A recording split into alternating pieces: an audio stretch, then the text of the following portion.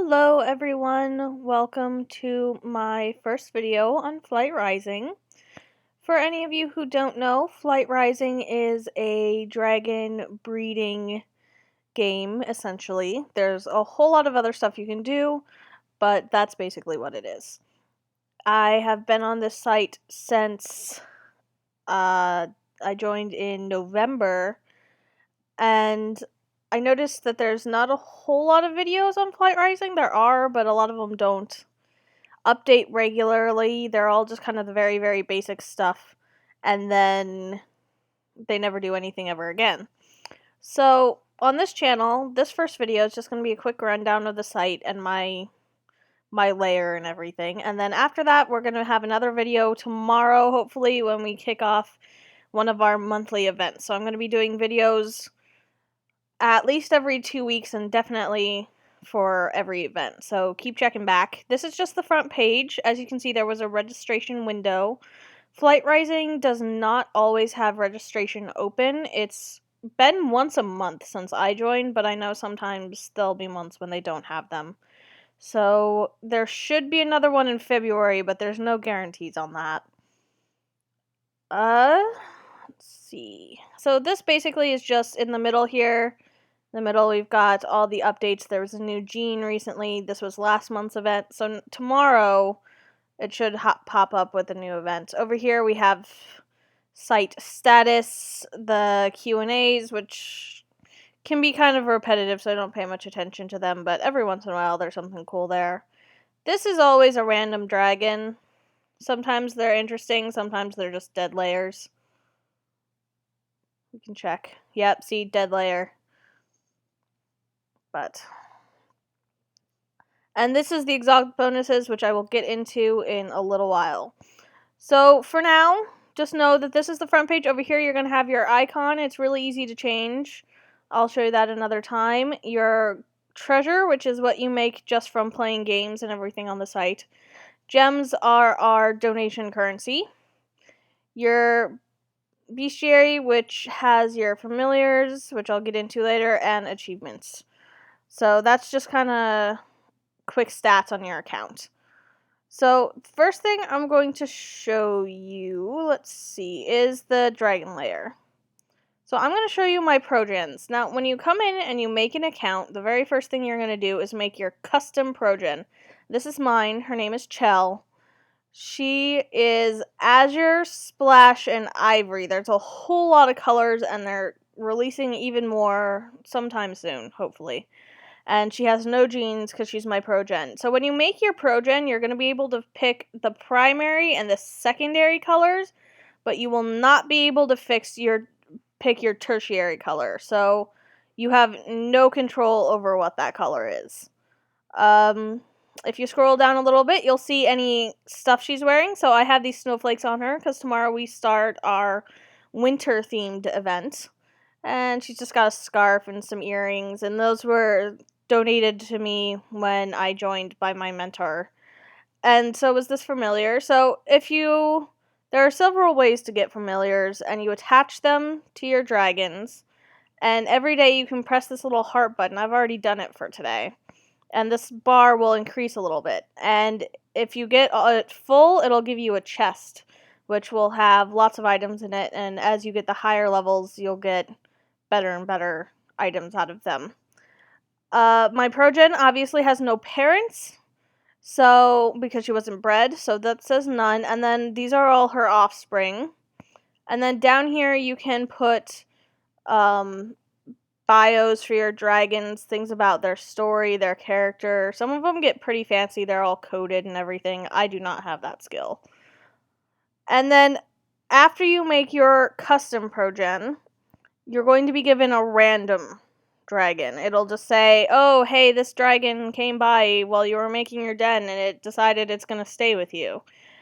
And it'll always be the opposite of your custom. So I made a female custom progen, so I got a male random progen. And again, familiar, apparel, and offspring, no parents. Now, This is a dragon that was given to me when I first joined. You can see she's 7 months. I've only been here for 3, so obviously I didn't. This is not one of my dragons, but she is now, and I love her. Her name is Belinda. She is glorious, and she came with quite the list of offspring. Some people get really picky about that. I do not personally care about previous offspring, especially not with a dragon that's coming from somewhere. Like, it's coming from somewhere else. You have to assume this dragon had a life before it came to your lair. So, personally, I don't mind. Some people really don't like that, though. And I'm not going to go through my whole lair.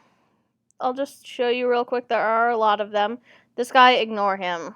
It's this really weird thing lately where when you accept a crossroads from someone, they'll just plop them in the middle of wherever the heck they feel like, I think.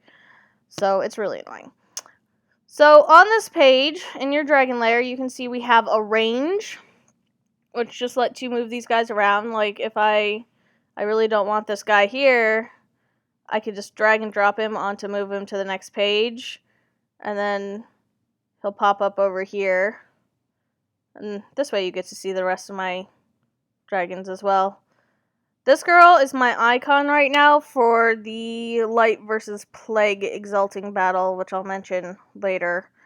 It's got some Gen 1 dragons. Gotta keep moving this guy. Here we go. Just stick him right here. This is not... I hate when people name their dragons first Gen 1, because then I have to go find a renaming scroll to fix it, but a lot of people will do that just so that they can sell them on the auction house. Alright, so once you get your dragons in the order you want them to, just click return to layer and it'll go back to normal. And the other thing you can do in here is feed your dragons. Now you can notice that some of my dragons are more hungry than others. It's because they died in the Colosseum. But I think 3 times a day, your dragons will... That's what I read somewhere. I don't know if it is actually 3 times a day, but supposedly 3 times a day, your dragons will lose a little bit of their fullness. You'll have to come in here and click feed. And as you can see, they ate quite a bit. If you look up at this bar up here, it shows you how much food you have. I don't use all that much food usually because my dragons don't usually die, so I'm perfectly fine with not having that much food. Some people really don't like to let their food drop below 500. Some people don't like it to drop below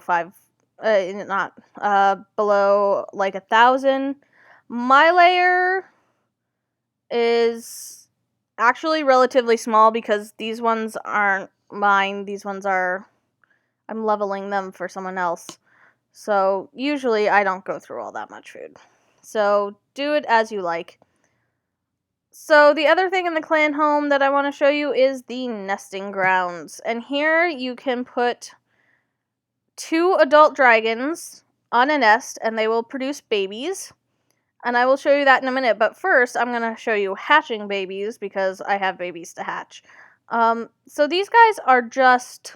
fodder dragons. Basically, I don't expect them to look all that pretty. I just want them to grow up so I can exalt them to Glitter Mama. So, I'm just going to show you what it looks like when you hatch babies, though. You click hatch, and it'll pop up the screen, and you have babies. Yay! And then, if I go back to nesting grounds, I'll have a nest open, and there's a drop-down menu, and you can see whichever dragons you want. I don't have any... Oh, I do have another fodder pair that can go. Awesome. So you pick the pair you want. In this case, it's my fodder pair. And then you can click preview offspring, and it's going to scroll through and show you all the different ones. Let's see if I can show you a fun one. Is his mate ready yet? No. No, she's not ready yet, but I can... Let's see. Who can I don't know if these guys will make pretty babies or not. Let's see. Kinda. Some of them. So you can see it's going to take a color range between the two adults. It's there's a whole sliding scale, and it's a little complicated, but basically somewhere between the red and the blue, it'll pick a color, and different genes have different probabilities of showing up. So, like, that one's iridescent and that one's crystal. And so sometimes you get some really ugly combinations. Oh no, let's not confirm the breeding pair. That would be bad. That would be really bad. I've gotten some pretty ugly ones before, I gotta tell you. But we're just going to have our fodder pair. And so when you set in nests, you can get anywhere between 1 and 5 eggs. And you'll only get a 5-egg nest if the dragons are 2 different species. So you can see here I have a Fae and a Tundra. So 2 different species. There's a chance I'll get a 5-egg nest. I've only gotten 1. But we'll see how RNG likes us today. So you click confirm. You have to confirm again, so no accidental nests. Yeah, 2. Not the best luck on that one. And once you do that, you have to make sure you click incubate. And you have to come back every day to incubate. You can see I have 3 nests ready to hatch tomorrow. So I'll have lots and lots and lots of fodder. Alright, so that's it for your lair and your nesting grounds. Now we're going to go gather items. Gathering items, if you don't want to do the Colosseum, is pretty much how you get your food. I can't show you because I did all my turns, but I'll show you tomorrow because I'm going to do a video about the event that's coming up. So hunting will give you meat. Fishing will give you seafood. Insect catching obviously gives you insects. And foraging is plants, is what they call it. And you can see that you can gather in all these different elements. These are the elements of the flight. And it actually does make a difference what element you gather in for the food, as well as for digging and scavenging. And just different items will show up. So I know, like in hunting, if you're looking for a specific item that's a hummingbird, you have to be in like fire or ice, I think. It doesn't show up in every single element. So you have to pay attention to that if you're looking for something specific. If you just want food and you don't care what it is, go with whatever. Now, digging, you get all sorts of ores and broken jars and these little amber trapped mosquitoes and stuff. Digging, I only do during festivals, and I'll get in a little more to that tomorrow. It's mainly important during festivals, unless you're looking for something specific. Scavenging is what I prefer to spend all my time in, and that's because if you scavenge, you can find eggs. And the egg is going to be whatever element you are scavenging is. So if I want an ice egg, I have to scavenge in light. You can also usually find chests for events if you do that. So if you don't want to do Colosseum, this is where all your food's going to be coming from. And it's going to be a lot harder to get food, but it can still be done. So all your items from all that are going to show up in here. And I'll show you just how to convert food real quick. Looks like I could use a little more meat. Like I said, I don't really use plants, so I'm not going to bother with that. Now, if you want a specific type, all you have to do is go to sort and check meat. Now, there's this thing called Baldwin and SWIP, and they require certain items, so you might want to be a little careful with what you convert into food points. I'm not all that worried. I know that these frog legs are not a SWIP item, so I'm just going to convert those 11 right there. You just click the box and hit convert. It's going to say, do you want to do this as irreversible? Yes. And food points have been added. You know, we were at 360 or something, and we're up to 400. So if you hover over an item, it'll show you kind of in the corner of that box what the food points are. So you can get up to 5 or 6, and then, let's see, what are the boss ones? Bosses will sometimes drop food, and those are worth quite a bit more. So those are worth 17 points. You can't, oh, there you go, 17 points. So I haven't converted those because I don't know if there's another use for them, and frankly, I have plenty of food. But if you get those and you're low on food, you might just convert those. Next, we have materials. These are mostly going to drop from the Colosseum. So I don't... You get some of them from gathering. Like, you get these from digging and from scavenging sometimes. You get the bones from scavenging. And then over here we have stuff from Baldwin's, which I'll go into in a minute. I have a lot stockpiled right now. And I'll show you this real quick because I want to move these into my hoard. What you do if you want to move something into from your hoard to your vault, just click it and make sure you click vault. A lot of people will try to do this and accidentally hit sell, and it's very sad, especially if it's a rare item. So click to vault. It's going to say it got moved. That's great. I'll move the rest of it over when I'm not recording. So then I'll show you the vault in a minute. It's very handy. It lets me store my money. But here's the apparel. You can't use the apparel from the screen. You have to use it from the screen I showed you earlier in the Dragon Lair. So this is all very useful. I don't have a whole lot right now. But you can get some pretty cool stuff. I'm not rich enough to afford a lot of the really cool stuff yet. So familiars, again, you can't use these from the screen. You have to use them from the Dragon Lair page. And I have a lot of these because I spend all of my life in the Colosseum. Battle items are what you use to put on your dragons in the Colosseum. Again, we'll get into those in a minute. Skins are really cool. And I feel so repetitive. Again, you can't use them from here. You can only use them from the Colosseum. Or not the Colosseum, from the Dragon Lair page. But I can show you. So there's two different things. There's skins, which actually like cover every single part of your dragon. Like you can't see any of that dragon through the skin. So it completely covers them. It doesn't change any of their genetics, but it does change how they look. As opposed to a accent, which just changes that one part.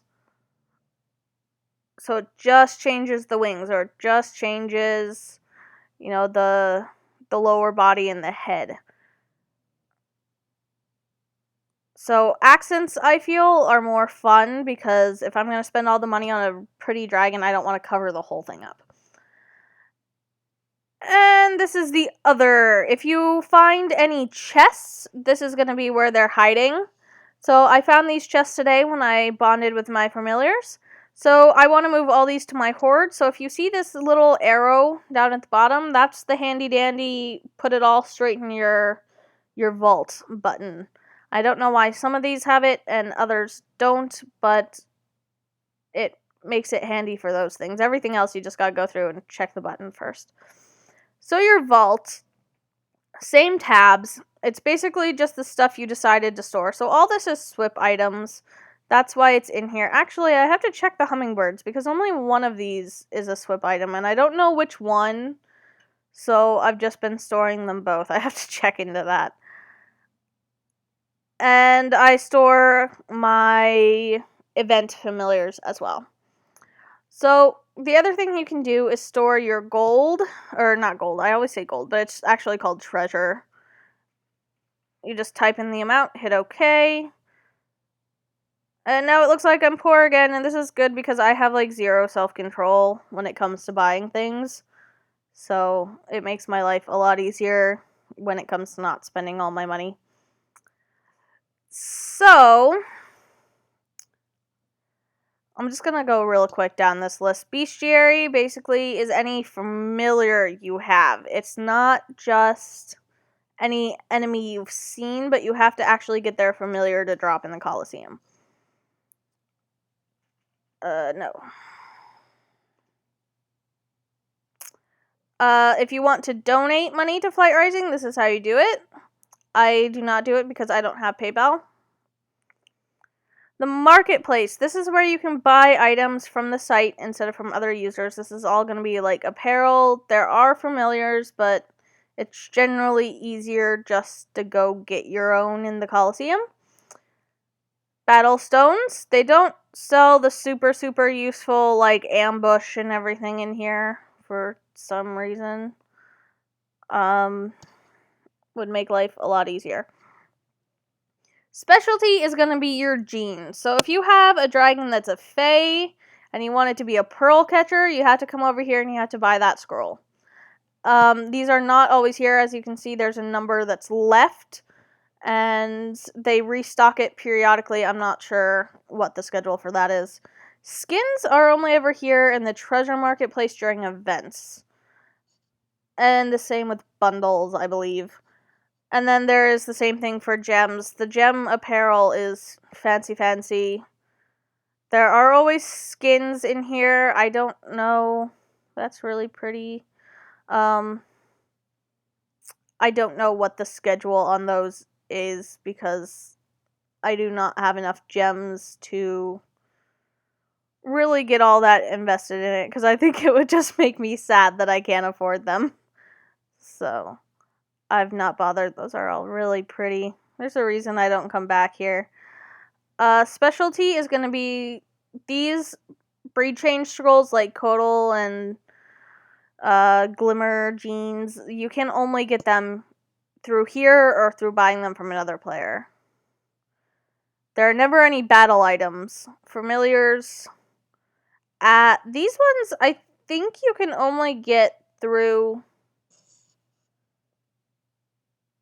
the gem marketplace. I have never actually even seen any of those because, like I said, I don't donate, so I assume that's the way those work.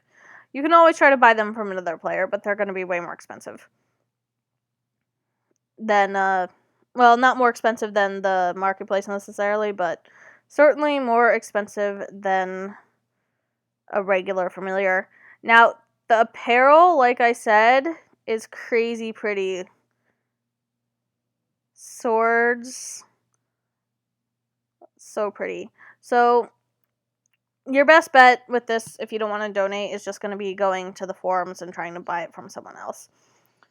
Now, the auction house is basically the same stuff. You can buy all the same stuff.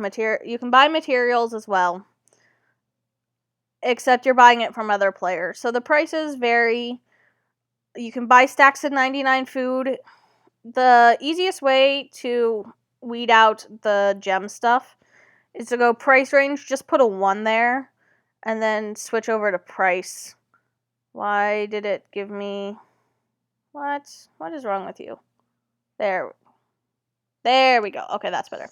So you have to actually hit enter there, I guess, instead of just typing it.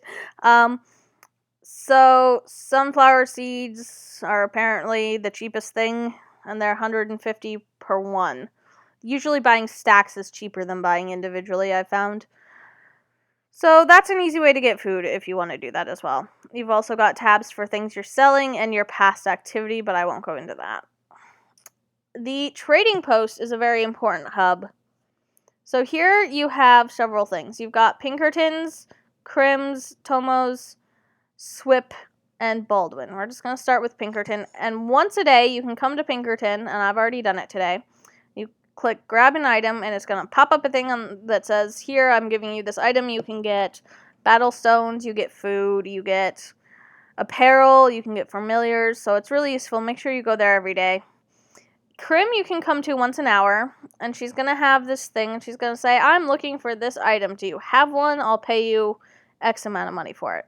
Never sell her your apparel or your battle stones. I don't think that's a SWIP item. So if it's not a SWIP item, just sell it to her. You get 500 gold usually for those things, which is why the exchange rate for other things is not worth it. And then when the hour rolls over, you can... Is there another one? Yeah. You can come back. Make sure you get all the way to this screen, because otherwise it won't count it as having finished for the hour, and it won't give you 5 new offers. I've done that before, and it's really annoying. So Tomos, I've already done today as well. But you come here and basically there's going to be these questions. I'll show you tomorrow in the next video. And it's basically just saying, it'll ask questions like, which of these is a primary gene? Which of these is a secondary gene? And at first it's going to be really difficult, but as you go on, it won't be so bad. And next is SWIP. And at SWIP, you exchange certain items for other items. And sometimes his rates are really good, and sometimes they're really bad. And I don't pay that much attention to SWIP because I have a really hard time remembering what items he wants. So the first, 2 months I was here, I did not pay attention at all. It's only in the last, week and a half that I've started paying any attention to what he wants. And next you have Baldwin's. And if you go into Baldwin's, I'm picking up right now my green goo. So I'm just going to collect that. So when you come into Baldwin's, it's going to look like this. You're just going to hit transmute and select the item you want. Or you can go into create new items. And it's going to show you all these things you can make. I'm not making anything right now because I'm saving everything for the festival.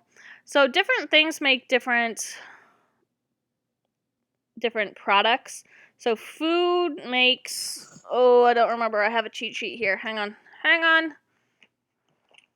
Food makes goo. Materials make ooze. Apparel makes slime. Familiars make muck.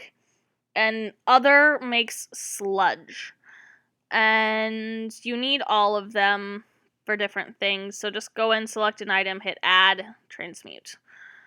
And it takes half an hour all the time when you're boiling something down. That never changes.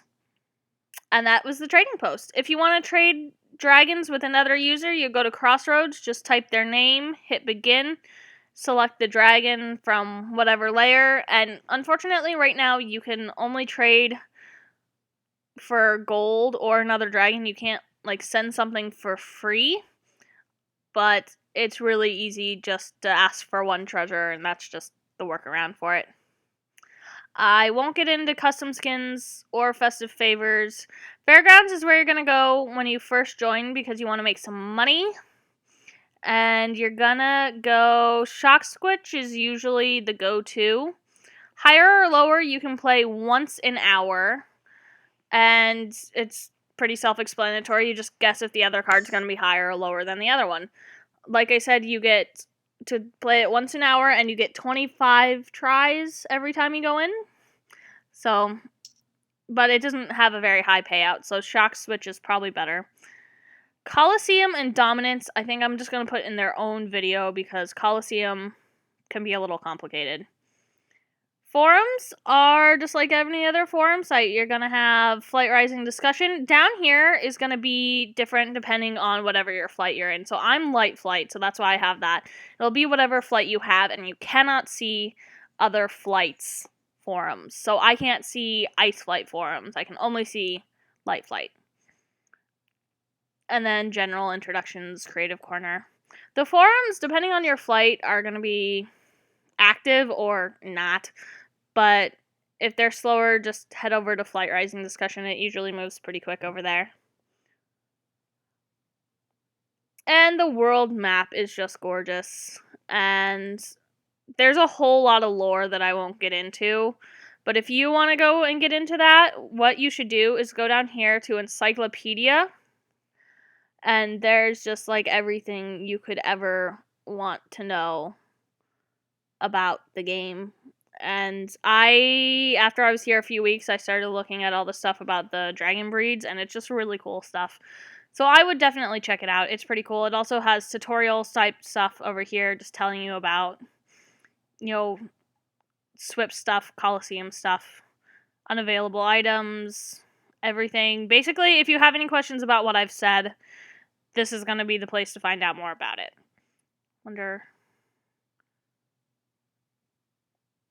Yeah, so it just tells you when all the events are, which is nice. This is not technically accurate.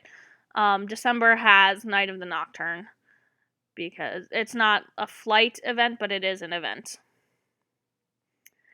So, I think that's all I can do today. I'm just going to do another video solely on Colosseum because if you want to get into Dom, it is very complicated. So, I will leave you there for today. Thank you for watching. I will have another video up tomorrow talking about the Crystalline Gala. And I hope to see you all then. Bye!